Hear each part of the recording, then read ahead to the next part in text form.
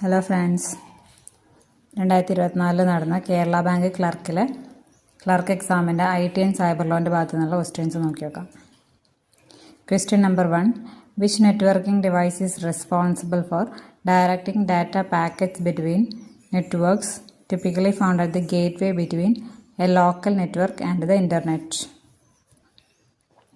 അതായത് ലോക്കൽ നെറ്റ്വർക്കും ഇൻ്റർനെറ്റും തമ്മിലുള്ള ഗേറ്റ്വേയിൽ സാധാരണയായിട്ട് കാണപ്പെടുകയും എന്നാൽ നെറ്റ്വർക്കുകൾക്കിടയിൽ ഡാറ്റ പാക്കറ്റുകൾക്ക് ദിശ നിശ്ചയിക്കുന്നതിനും റെസ്പോൺസിബിൾ ആയിട്ടുള്ള നെറ്റ്വർക്കിംഗ് ഉപകരണം ഏതാണെന്നാണ് ചോദിച്ചിരിക്കുന്നത്. Answer rotor. Which networking device is responsible for directing data packets between networks typically found at the gateway between a local network and the internet? Router. Choose the correct HTML element for the largest heading. ഏറ്റവും വലിയ ഹെഡിങ്ങിനുള്ള HTML element ഏതാണെന്നാണ് ചോദിച്ചിരിക്കുന്നത്. Answer H1. ഏറ്റവും വലിയ ഹെഡിങ്ങിനുള്ള HTML element ആണ് H1.